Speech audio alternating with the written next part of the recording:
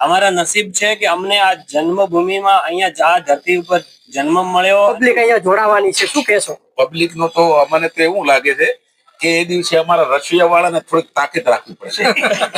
નમસ્કાર. રા તાલુકાના લુવાણા ગામે ભવ્ય ભોળાનાથ મહાદેવ મંદિર પ્રાણ પ્રતિષ્ઠા મહોત્સવ લઈને સમગ્ર ગામો આનંદ અને ઉત્સવનો માહોલ જોવા મળી રહ્યો છે. ગ્રામજનો સહયોગ અને એકતાથી નિર્માણ પામેલા આ ભવ્ય મંદિર હવે આસ્થા અને શ્રદ્ધાનું કેન્દ્ર બનશે. ગ્રામજનોએ જણાવ્યું કે આ મંદિર માત્ર ઈંટ અને પથ્થરનું નિર્માણ નથી, પરંતુ સમગ્ર ગામની ભક્તિ અને એકતાનું પ્રતીક છે. જોઈએ રિપોર્ટ અમે સિદ્ધાર્થ સાથે. નમસ્કાર, હું અમીર સુથાર ને હું આવ્યો છું રા તાલુકાના કળશલુવાણા ગામે. જ્યારે અહીંયા મહાદેવની ભવ્યથી ભવ્ય પ્રાણ પ્રતિષ્ઠા થઈ રહી છે ગ્રામજનો દ્વારા. જ્યારે આપણી સાથે ગ્રામજનો પણ જોડાણા છે. ધીરે ધીરે કેમેરો આગળ લાવશો. સંતો મંતો પણ જોડાણા છે. જ્યારે બાપુ પ્રાણ પ્રતિષ્ઠા થઈ રહી છે, કેવી ખુશી છે, શું કહેવા માંગો છો? ખૂબ ખુશી છે. મહાદેવની પ્રાણ પ્રતિષ્ઠા ભવ્યથી ભવ્ય કાર્યક્રમ લુવાણા કળશ ગામે યોજાઈ રહ્યો છે. 13, 14, 15 મહાશિવરાત્રીના દિવસે બપોરે અભિજીત મુહૂર્તમાં મહાદેવનું ભગવાનનું લિંગને સ્થાપિત કરવામાં આવશે અને મોટી સંખ્યામાં ગામની સંખ્યા મતલબ 18 વરણ એક સાથે જોડાઈને કાર્ય કરી રહ્યો છે. તો એક ઐતિહાસિક એક ઉદાહરણ પણ અહીંયા પૂરું પાડી રહ્યા છીએ કે અમારું જે ગામ છે સનાતન ધર્મને સાથે જોડાઈ અને સમરસતાને સાથે રાખીને કામ કરી રહ્યું છે. આ એક વિશેષ ઐતિહાસિક આ ધર્મનું પહેલું એવું કાર્ય હશે જેમાં 18 વરણ એક સાથે જોડાણી છે અને લગભગ આવનાર ભક્તોની સંખ્યા 1 લાખથી ઉપર હશે જે દર્શનનો લાભ લેશે અને ખૂબ સરસ ગામજનોનો ઉત્સાહ છે અને પૂરી તૈયારીઓ થઈ ચૂકી છે અને નવકુંડી યજ્ઞ પણ રાખેલું છે. એટલે ઐતિહાસિક આખું કાર્યક્રમ થવાનું છે. આપણી સાથે અહીંયા પૂર્વ સરપંચ પણ છે અને એક ભાજપના આગેવાન છે. શું કહેશો? આજે ખુશીનો તહેવાર છે અને જ્યારે 3 દિવસ આપણે ભગવાનની અહીંયા પ્રતિષ્ઠા થઈ રહી છે, હિન્દુ દિવસ પણ આપણે કહી રહ્યો છે, દિવસ પણ નજીક આવી રહ્યો છે. આ શિવની પ્રતિષ્ઠા તો અમારા બાપ દાદાના વખતથી ખાલી નોનું અમે લીન પૂછતા વર્ષોથી બાપજી અમારા ગામના આજ શક્તિ એમનો જન્મભૂમિ છે એટલે એ પણ અમારા મહેમાનને પણ એક મહંત તરીકે પોતે વધારેલા છે.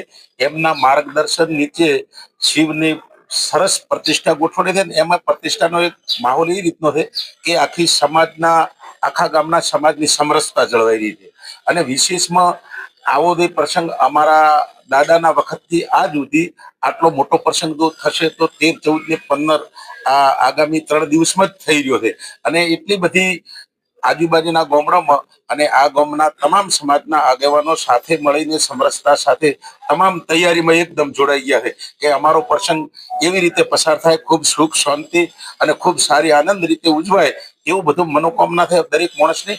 અને સાથે રહી અને બધાનો આવનાર માણસોનો પણ સ્વાગત એકદમ એમને આવકાર અને બધી રીતે જળવાઈ રહે એવી કોશિશમાં આખા ગ્રામજનો અને સમાજના તમામ આગેવાનો મળીને એ પ્રમાણે પૂછ્યું છે. અને વિશેષ જવાબદારી 1008 અમારા એમનો જન્મભૂમિ છે અને ઢીમાના મહંત છે એમને પણ જવાબદારી વિશેષ આલી છે કે સાધુ સંતોની તમામ જવાબદારી એમની અમે અમારી રીતે મનથી નક્કી કરેલો છે એ પણ સંભાળી રહ્યા છે. બાકીના રાજકીય આગેવાનો આપણા અધ્યક્ષશ્રી આવશે, પૂર્વ સાંસદ આવશે, પૂર્વ મંત્રી ભાઈ માવજીભાઈ આવશે, સ્વરૂપજી આવશે, કેશાજી, બધા આગેવાનો પણ હોય, રાજકીય આગેવાનો જિલ્લાના બધા હોય જોડાવાના છે. બહુ સારી રીતે આ પ્રસંગ ઉજવાય એવું સૌની તૈયારી, સહમતી, ભાગીદારી છે. બસ એ જ અસ્તુ. ભારત માતા કી જય. રાખેલો છે અને શિવજીની પ્રતિષ્ઠા ધામધૂમથી કરવાની છે અને બધી વ્યવસ્થા ખૂબ વ્યવસ્થિત સાચવવાની છે. માણસોનો આમંત્રણની વ્યવસ્થા મેં આપ્યું છે અને માણસો આવશે, બધું રેડી થશે અને શંકર ભગવાનની દયા થશે બધાના માટે. અને ધન્યવાદ છે બધું આયા એના માટે અને બધી અમારે સેવા કરવાની છે માણસોની ભાઈચારાની. એ બધું શું કહેશો? આજે ઉત્સવ છે, મહાદેવની પ્રાણ પ્રતિષ્ઠા થઈ રહી છે. મને તો ખરેખર આનંદ થાય છે કારણ કે હું લુવાણા ગામે આવું છું જ્યારે અહીંયા હજારો વસ્તી ધરાવતું ગામ છે અને 36 કોમનો છે. જ્યારે આજે હું એક સાથે જોઉં છું, તમે શું કહેશો? કેવો આનંદ છે? અમે સંખ્યા નથી જણાય. આજથી 9 વર્ષ પહેલા આવો જ માહોલ હતો જ્યારે ભાગવત સપ્તાહ કટી ઉપર રાખ્યું હતું અને આજે જેટલો તમને આનંદ છે એનાથી ડબલ આનંદ અમને પણ છે અને આ જે ઉત્સાહ છે ગામ લોકોનો એ ખૂબ જ અનેરો છે અને આવનાર ભક્તોને આવકારવા માટે થનગની રહ્યા છે. અત્યારે તમે જોયો છો કે આ 3 દિવસીય 13, 14 ને 15 ફેબ્રુઆરી 3 દિવસીય જે ભવ્ય પ્રાણ પ્રતિષ્ઠા મહોત્સવ છે એની પૂર્વ સંધ્યા ત્યારે આજનો જે માહોલ છે તો કાલે કેવો હશે તમે કલ્પના કરી શકો છો કે ગામ લોકો છેલ્લા 1-2 મહિનાથી જબરજસ્ત તૈયારી કરી રહ્યા છે એમ, અને બધા પોતાના ઘરનું હોય ને એ રીતે ઘરે જે પ્રસંગ હોય ને એ રીતે તૈયારી કરે છે, અને બધા ઉત્સાહથી ભાગ લે છે ને એ જે ભાવના છે ને એ જબરજસ્ત છે. અને એના કારણે અત્યારે કઈ રીતે કોમ થયું ને એ આમ ખબર જ ના પડે બહારના કે આટલું બધું કોમ કઈ રીતે થયું એમ, અને જે તૈયારી થઈ છે એ પ્રમાણે જોઈએ ને તો ખૂબ અતિ ભવ્ય કાર્યક્રમ થશે એમ. શું કહેશો બાપુ, આજે 36 કોમ અહીંયા એક જ જગ્યા બેઠી છે, કેવું આનંદ છે? આપણે તો હિન્દુઓ માટે વાત કરી રહ્યા છીએ કે હિન્દુ એક થાવ, પણ ખરેખર તમે તો આજે કરી બતાવ્યું છે ગ્રામજનો, મને પણ ખુશી થાય છે. શું કહેશો, આજે આવી એકતા અને ભોળાનાથની જ્યારે પ્રતિષ્ઠા થતી હોય અને જ્યારે ઐતિહાસિક જ્યારે અહીંયા રા તાલુકામાં પહેલી વખત જે જોવા મળતો હતો આજે મને જોવા મળે છે, શું કહેશો બાપુ? મારે તો એ જ કેવું છે કે મહાદેવ જ્યાં હોય ને ત્યાં ભૂત હોય, પ્રેત હોય, એના બધા જ પ્રકારના એમના જે મિત્રો છે એ ગણ આવતા હોય છે ત્યાં. તો અમારું આ આખું ગણ છે, ગામનું આખું ગણ જોડાયેલું છે, એમાં કોઈને ભેદભાવ સાથે નથી જોયા, અને બધા ઉત્સાહ સાથે કામ કરી રહ્યા છે. કેમ કે મહાદેવ દેવોના દેવ, દેવાધિદેવ મહાદેવ, એમની પ્રતિષ્ઠા અને એમના આ પ્રસંગમાં કોણ બાકી રહે?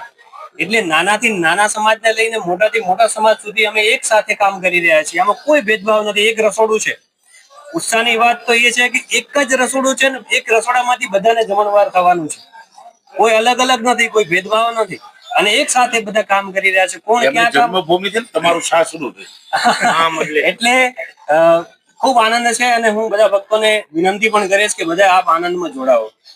તમે સરપંચ બહુ આજે ખુશ દેખાવ છો, કેટલી પબ્લિક અહીંયા જોડાવાની છે, શું કહેશો? પબ્લિક નો તો અમને તો એવું લાગે છે કે એ દિવસે અમારા રશિયા વાળાને થોડીક તાકીદ રાખવી પડશે. એટલે હવેથી હું તો અમારા આગેવાનોને કહું છું કે આપણે થોડીક એમાં એકદમ અપ ટુ ડેટ રહેવું પડશે, એટલે વસ્તી વધારે આવશે. અને આ લગભગ આખા સૈકામાં તો મોટા મોટો પ્રસંગ આ વિસ્તારમાં હોય ને, અને રામ પહેલો થયો, રા તાલુકો થયો પહેલો, અને રામ થયો તો આ પહેલો જ પ્રસંગ મોટો થાય છે ધાર્મિક. એટલે માણસોને શું, અમારો ફાગણ વધ 7મ 8મ મેળો હોય છે એનો ઉત્સાહ એનાથી 4 ગણો ઉત્સાહ છે. એટલે વધારે વધારે ધાર્મિક લોકો અને ભાવના વાળા બધા આવશે. અમારું ગામ ટેવાયેલું છે મોટા મોટા પ્રસંગો કરવાનું. મેળાઓ 4-4 દિવસ ચલાવે છે, તો આ તો 3 દિવસ, 1 દિવસ ઓછું છે. હા, એટલે આમાં તો ખૂબ આનંદ છે કે આ ક્યારે હવે 13 તારીખ આવે અને ક્યારે અમે આ કાર્યક્રમને. ખરેખર બાપુ તમારી તો આ કર્મ અને જન્મભૂમિ છે, એટલે તમે તો બહુ ખુશ છો. વિશેષ જવાબદારી અમે કીધું, અમારા નસીબ છે, વિશેષ જવાબદારી અમારા નસીબ છે કે અમને આ જન્મભૂમિમાં અહીંયા આ ધરતી ઉપર જન્મ મળ્યો, અને આ ધરતી ઉપરથી આવા બધા ઉત્સાહી ભક્તો મળ્યા. આજ ગામડું આજ ગામ રૂડું ને રૂપાળું, એટલે વારંવાર આવવાનું થાય કે હા ચલો આપણે જઈએ આપણા ગામમાં. હા, ખૂબ ખૂબ ધન્યવાદ જોડાવા બદલ. જ્યારે તમે અહીંયા ગ્રામજનોનો ઉત્સાહ જોઈ શકો છો, જ્યારે કેમેરામેન બંને બાજુ કેમેરો ઘુમાવશો કે ગ્રામજનો કેવી રીતે ઉભા છે, આરામથી કેમેરો ઘુમાવશો.